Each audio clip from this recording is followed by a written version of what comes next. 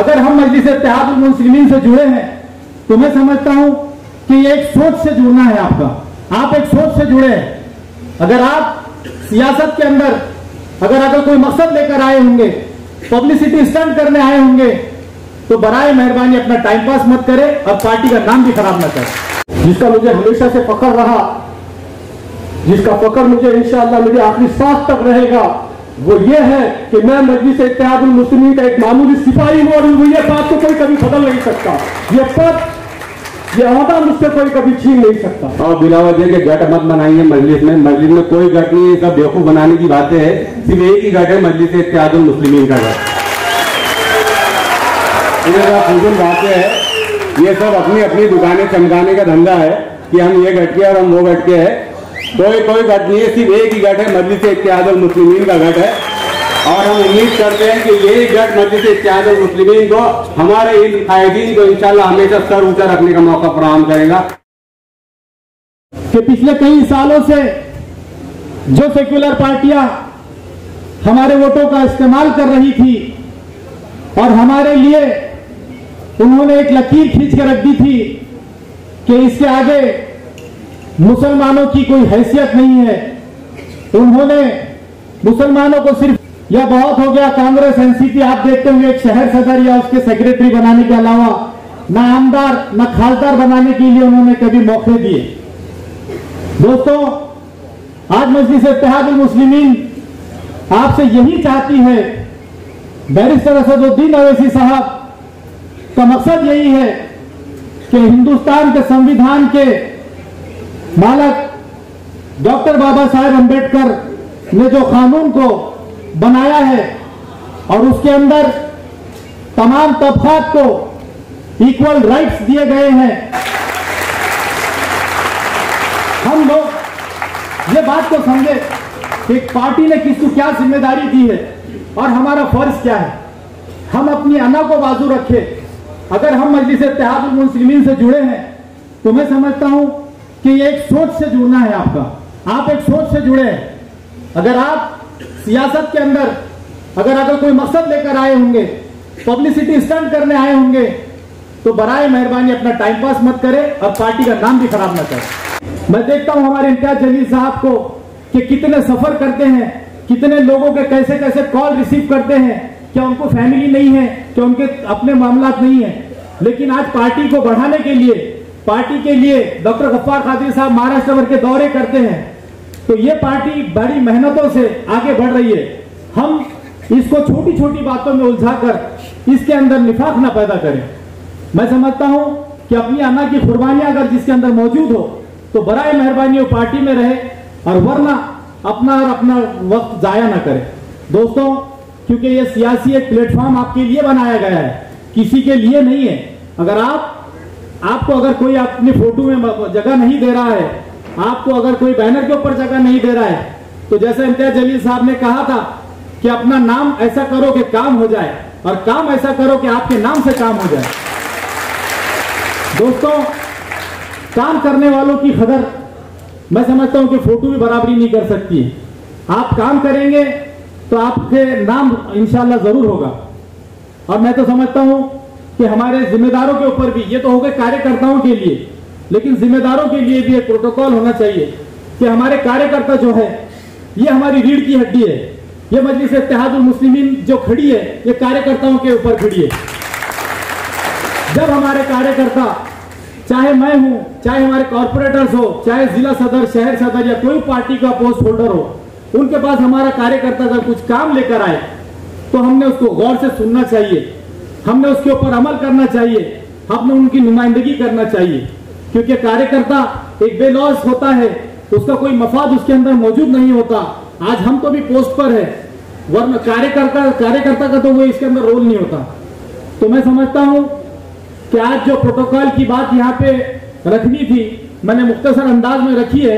मजलिस इत्तेहादुल मुस्लिमीन के महाराष्ट्र सदर, member of parliament Aurangabad जनाब सैयद इम्तियाज जलील साहब, महाराष्ट्र वर्किंग प्रेसिडेंट जनाब डॉक्टर गफ्फार कादरी साहब, मेरे दोस्त औरंगाबाद जिले की शान औरंगाबाद जिले के युवा अध्यक्ष मुंशी भैया पटेल, वैसे ही हमारे औरंगाबाद सिटी के प्रेसिडेंट शारिक नजबंदी साहब, मेरे दोस्त शेख इरशाद साहब, शेख शोहेब साहब, मजलिस इत्तेहादुल मुस्लिमीन के महाराष्ट्र के स्टूडेंट विंग के प्रेसिडेंट जनाब कुणाल खरात साहब, औरंगाबाद जिले के मेडिकल कोऑर्डिनेटर जनाब इमरान सालार साहब, हमारे राजू भाई पठान, हमारे रहमान साहब, और हमारे एक नाम मैं लेना भूल गया, जिनकी वजह से आज मैं जो हूँ,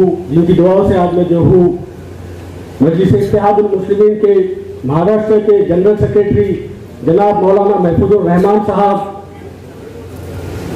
खुलदाबाद के हमारे तालुका अध्यक्ष जनाब माजिद मनियार साहब, खुलदाबाद के हमारे शहर अध्यक्ष जनाब सलीम साहब, 130 किलोमीटर से दूर से आए हुए सोएगांव के हमारे तालुका अध्यक्ष जनाब आखिरी दादा साहब, तमाम मेरे मुहिबान मजलिस, मेरे बुजुर्गों, मेरे दोस्तों, अस्सलाम वालेकुम।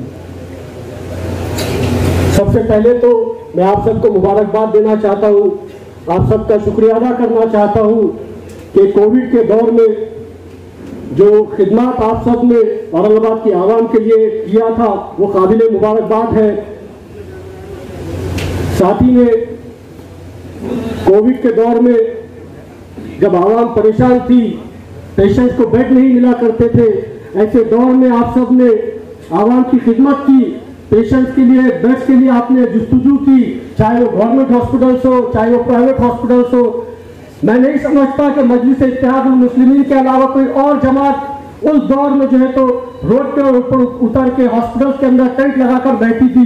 ऐसे अगर उस दौर में कोई जमात थी तो वो मेरी, वो आपकी जमात थी, वो मजलिस इत्तेहादुल मुस्लिमीन के आप जैसे नौजवान सिपाही थे। मैं असदुद्दीन ओवैसी साहब का भी शुक्रगुजार हूँ कि कोविड की फर्स्ट वेव के दौर में जब आवाम घरों में कैद होने के लिए मजबूर थी, ऐसे दौर में मेरे आपके सदर ने औरंगाबाद की आवाम के लिए राशन के किट्स भेजे। कोविड की सेकेंड वेव के दौर में जब हॉस्पिटल्स में वेंटिलेटर नहीं हुआ करते थे, ऑक्सीजन नहीं मिला करती थी, ऐसे दौर में मेरे और आपके कायद ने औरंगाबाद की आवाम के लिए हैदराबाद से वेंटिलेटर्स भेजे, ऑक्सीजन कॉन्सेंट्रेटर्स भेजे, दवाइयां भेजी। ये मेरे कायद की औरंगाबाद की आवाम से मोहब्बत की निशानी है। खासदार इम्तियाज जलील साहब के बारे में मैं क्या कहूं, अगर कोविड के दौर में छोड़ो, हर दौर में, हर वक्त में अगर कोई सियासी लीडर का ऑफिस अगर 24 घंटे खुला हुआ करता था, कोई लीडर अगर ये कहता था कि आपको कोई परेशानी है तो मुझे कॉल करिए, तो ऐसे लीडर का नाम सैयद इम्तियाज जलील है। कोविड के दौर में चाहे राशन किट्स हो, चाहे कम्युनिटी किचन हो, चाहे वर्कर्स को अपने घरों तक पहुंचाने की बात हो, चाहे जो घाटी हॉस्पिटल कभी रेंगता नजर आता था, आज उसको अगर उसके मुकाम पर खड़ा करने की बात हो तो ये अगर किसी ने किया तो ये मेरे और आपके सदर सैयद इम्तियाज जलील साहब ने किया। मैं पहले औरंगाबाद शहर सदर था, आज नहीं हूं, आज जिला सदर हूं, कल शायद रहूं ना रहूं, अल्लाह मालिक। मगर एक बात जिसका मुझे हमेशा से फख्र रहा, जिसका फख्र मुझे इंशाअल्लाह मेरी आखिरी सांस तक रहेगा, वो ये है कि मैं मजलिस इत्तेहादुल मुस्लिमीन का एक मामूली सिपाही हूं और ये बात को कोई कभी बदल नहीं सकता। ये पद, ये ओहदा मुझसे कोई कभी छीन नहीं सकता। 2019 में जब आमदार इलेक्शन की तैयारी चालू थी तो मेरे कायद बैरिस्टर असदुद्दीन ओवैसी साहब का एक ट्वीट आया कि नासिर सिद्दीकी साहब मजलिस इत्तेहादुल मुस्लिमीन के औरंगाबाद सेंट्रल हल्के के उम्मीदवार होंगे। हमने उस बात को सबसे पहले लब्बैक कहा। एक दिन हम लोग, मैं, मुंशी भैया पटेल, हमारे इमरान सालार, हम ऐसे ही दारुस्तान पर बैठे थे तो सोशल मीडिया के ऊपर खबर आई कि जनाब इम्तियाज जलील साहब ने शारिक नजबंदी साहब को शहर अध्यक्ष बना दिया। हमने तभी लब्बैक कहा और तुरंत जो है तो शारिक साहब को दारुल इस्लाम के ऊपर बुलाया और उनकी गुलपोशी की। मैं कभी कोई पद के लिए नहीं भागूंगा, मैं कभी कोई टिकट के लिए नहीं भागूंगा। हमारा ये काम नहीं है कि टिकट कौन देगा क्या देगा। टिकट अगर मजलिस इत्तेहादुल मुस्लिमीन का कोई टिकट देने का अगर हकदार है तो वो सिर्फ और सिर्फ बैरिस्टर असदुद्दीन ओवैसी साहब है। ये फैसला हम सब, आज मैं आप सबको ये बता दूं कि मजलिस इत्तेहादुल मुस्लिमीन में समीर साजिद बिल्डर कभी कोई पोस्ट के लिए आपके पास नहीं आएगा, कभी कोई टिकट के लिए आपके पास नहीं आएगा। ये फैसला मेरे और आपके जो है तो सदर बैरिस्टर असदुद्दीन ओवैसी साहब करेंगे, मेरे और आपके सदर जनाब इम्तियाज जलील साहब करेंगे। और जो फैसला मेरा सदर करेगा, चाहे वो एमएलए इलेक्शन हो, चाहे वो कॉर्पोरेशन इलेक्शन हो, मैं और तमाम मेरे दोस्त और मेरे बुजुर्ग इंशाल्लाह आपकी हर बात पर लब्बैक कहेंगे। इम्तियाज जलील साहब ये बात आप याद रखिएगा। हम कभी टिकट के लिए जो है तो ना लड़े हैं ना लड़ेंगे। हमारा ये फर्ज है, कभी वो कौम, कभी वो जमात तरक्की नहीं कर सकती जो अपने कायद की बात के ऊपर लब्बैक ना कहे। मैं और मेरे तमाम दोस्त, तमाम बुजुर्ग इम्तियाज जलील साहब आपको ये वादा करते हैं कि आपका जो हुक्म होगा, जो फैसला होगा, इंशाअल्लाह हम लोग हमेशा आपकी बात पर लब्बैक करेंगे। रसूलिल करीम, अम्मा बाद स्टेज से जलवा फरोश हमारे कायद मोहतरम जनाब सैयद इम्तियाज जलील साहब, जनाब कारगुजार सदर जनाब डॉक्टर अब्दुल गफ्फार कादरी साहब, महाराष्ट्र के जनरल सेक्रेटरी जनाब मौलाना महफूजुर रहमान साहब, मेरे महाराष्ट्र के स्टूडेंट विंग के सदर जनाब कुणाल खराब साहब, मेरे दोस्त जनाब समीर साजिद साहब, एक दबंग नेता के तौर पर पहचाने जाने वाले जनाब मुंशी भैया पटेल साहब, नासिर सिद्दीकी साहब, अरुण भाव बोर्डे और मेरी पूरी टीम जो पीछे बैठे है, और मेरे मुहिबान मजलिस और इस शहर में वो तमाम नगर सेवक, वो तमाम कॉरपोरेटर्स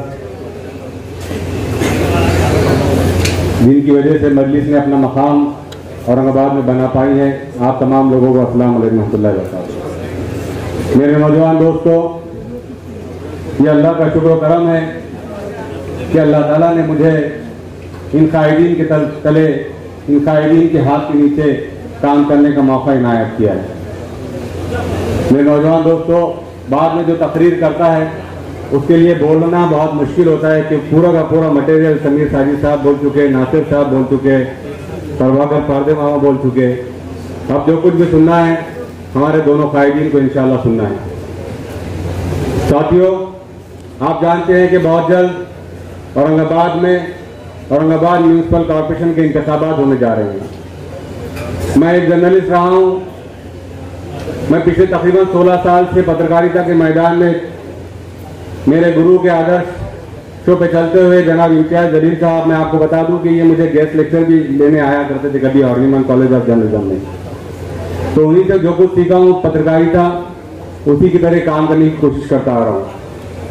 नौजवान दोस्तों, 15 साल से सहाफत के मैदान में रहने के बाद आज से तकरीबन 7 साल पहले मैंने हमेशा इस शहर में मुसलमानों को, दलितों को चंद मारवाड़ियों के आगे और पीछे कतार लगाए हाथ जोड़े खड़े देखा था। यह अल्लाह का शुक्र करम है, बारह एहसान है अल्लाह रब्बुल इज्जत का कि जिसने बैरिस्टर असदुद्दीन ओवैसी साहब जैसी शख्सियत और उनके दिल में ये बात डाला कि अब औरंगाबाद में हमको हमारी क़यादत की जरूरत है। और अल्लाह का शुक्र एहसान है कि कायदीन भी हमें कैसे मिले, एक मुल्क का नामवर सहाफी और दूसरा माहिर तालीम और माहिर तिब। मेरे नौजवान दोस्तों, अभी तक इस मुल्क में, इस शहर में, इस समाज में, इस जिले में मुसलमानों की और दलितों की शनाख्त बनती आई थी कि तुम्हारा लीडर वही होगा जो जुए के अड्डे चलाता होगा, तुम्हारा लीडर वही होगा जिसके अपने शराब खाने होंगे, तुम्हारा लीडर वही होगा जो एजेंटी करेगा।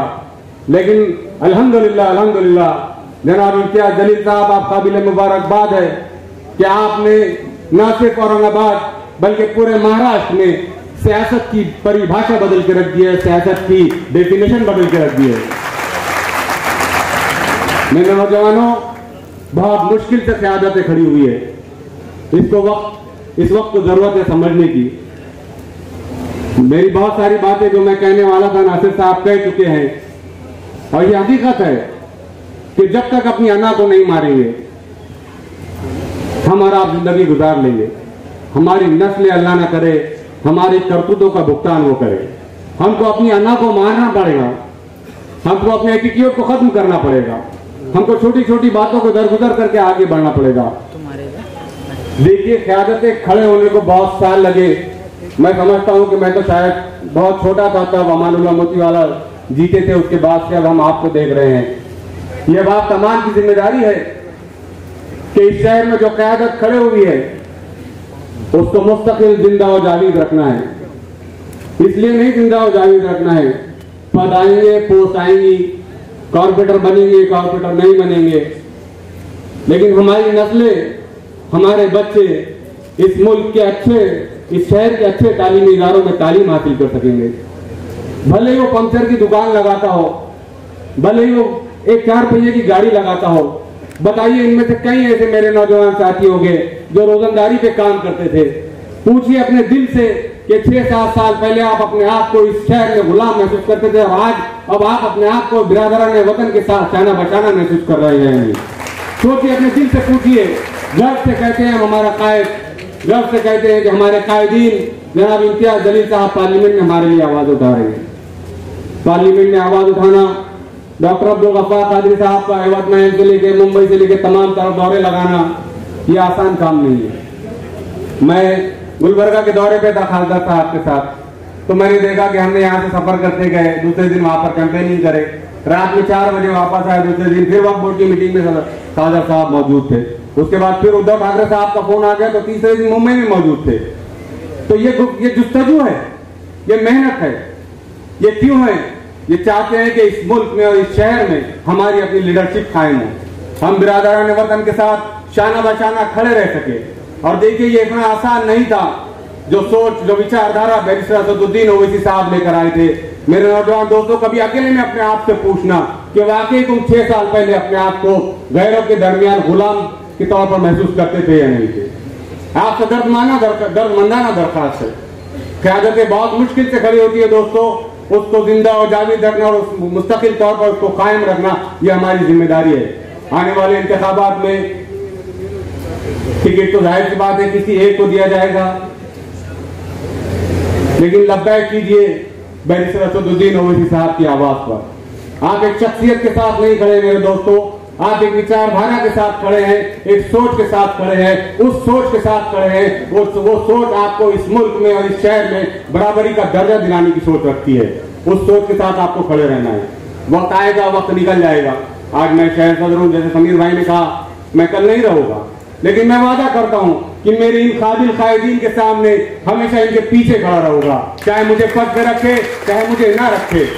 इसलिए कि हमने देखा है कि हमारे अच्छे शहर के जो बालका थे, जिसको मैं आम जुबान में कहूंगा कि बालकाएं बहुत समझते थे, अपने आप को बहुत कारभारी समझते थे, वो औरंगाबाद में सिवाय हाथ बांधने के और आम भाषा में कहते हैं कि मांडोलियो करने के अलावा कोई कुछ नहीं करते थे।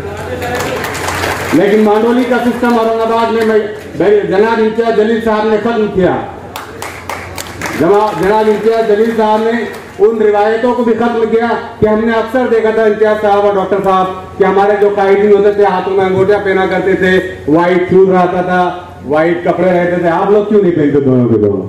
ये हमारे कार्यकर्ताओं का आपसे सवाल है। तो ये कहीं ना कहीं एक समाज बदला, एक सोच बदली है तो सब बदलेगा। हमको इस चीज को समझने की जरूरत है। बहरहाल मैं शहर सदर हूँ, मेरी आप कायदीन से मौदेबाना दरखास्त है कि आपके हर फैसले को हम इंशाल्लाह लब्बैक कहेंगे। हम हर मुमकिन कोशिश करेंगे, चाहे जो कुछ भी करना पड़े हमारे अपने लिए, हमारी अपनी पार्टी के लिए, हम उसके लिए खड़े रहेंगे। शहर सदर होने के नाते बस एक मामूली सी दरखास्त आपके दरमियान रखता चलो कि आप अपनी पार्टी के उन बुनियादी लोगों को ना भूले कोई भी फैसला करते वक्त, जिन्होंने हमेशा हर वक्त अपना वक्त दिया है, अपनी जान दी है, अपना माल दिया है, जो हर वक्त हर धरने में, हर भाषण में, हर मोर्चे पर खड़े रहे। मैं यहाँ पर किसी एक का नाम नहीं लूंगा, लेकिन ये आवाज पश्चिम से भी मुझ तक पहुंची थी, ये आवाज पूर्व से भी मुझ तक पहुंची है और मध्य से भी पहुंची है। वैसे शहर सदर होने के मेरी जिम्मेदारी है कि मैं अपने साथियों की आवाज आप तक पहुंचाऊं। आप हर उस शख्स का ख्याल रखिए। हमें आपकी हर फैसले पर ये उम्मीद है कि इंसाफ और मबनी फैसला होगा इंशाल्लाह, और आपके हर फैसले पर हम लब्बैक करेंगे। मेरे नौजवान दोस्तों, अभी हमको हमारे दोनों कायदीन को सुनना है। एक जोरदार तालियां आपको उन लोगों के लिए लगाना है जो हमारे अगली रो में तमाम मेरे कॉर्पोरेटर्स भाई बैठे हैं, जिन्होंने अपनी टूटी फूटी, विरोधी कहते हैं कि इन्होंने कोई काम नहीं किया। मैंने कहा इन्होंने कुछ काम नहीं किया, इन्होंने सिर्फ टूटी फूटी कोशिशें की। टूटी फूटी कोशिशें की तो इन्होंने 80-80%, 70-70% अपने अपने वार्ड में काम कर चुके हैं। तो इन लोगों के लिए जोरदार तालियों के साथ इनका इस्तकबाल कीजिए। ये अवाम के दरमियान हमारे नुमाइंदे हैं। लोग इनको मजलिस का चेहरा समझते हैं, और हम समझते हैं कि यहाँ पर जो हमारे नगर सेवक बैठे हैं, मैं उम्मीद करता हूँ, दुआ करता हूँ कि अल्लाह आपके हक में भी अच्छे फैसले करे। अल्लाह न करे, अगर नहीं हुए तो उम्मीद है कि आप मजलिस के साथ खड़े रहेंगे इंशाअल्लाह। देखिए, तमाम लोगों का वादा है आपके सामने कि तमाम के तमाम जी इंशाअल्लाह। तो एक जोरदार जी आपकी आवाज में पहुंचा चुका हूँ। पश्चिम की तरफ से जो बहुत जोर से आवाज आ रही थी, मुझे एक हमारे भारी भरकम नेता है पश्चिम के, उनकी आवाज आ रही थी, तो मैंने पहले ही कह चुका हूँ। बहरहाल अभी हमको गुफ्तगू सुनना है हमारे दोनों कायदीन की। इत्तेहाद कायम रखिए, छोटी छोटी बातों को दरगुजर कीजिए, और बिलावजह के गट मत बनाइए मजलिस में। मजलिस में कोई गट नहीं है, सब बेवकूफ बनाने की बातें है। सिर्फ एक ही गट है, मजलिस इत्तेहादुल मुस्लिमीन का गट। फजूल बातें है, ये सब अपनी अपनी दुकानें चमकाने का धंधा है कि हम ये गट के और हम वो गट के है। कोई गट नहीं है, सिर्फ एक ही गट है, मजलिस इत्तेहादुल मुस्लिमीन का गट है। और हम उम्मीद करते हैं कि यही गट मजलिस इत्तेहादुल मुस्लिमीन को, हमारे इन कायदीन को इंशाल्लाह हमेशा सर ऊंचा रखने का मौका फराहम करेगा। बहुत बहुत शुक्रिया, जज़ाकल्लाह खैर।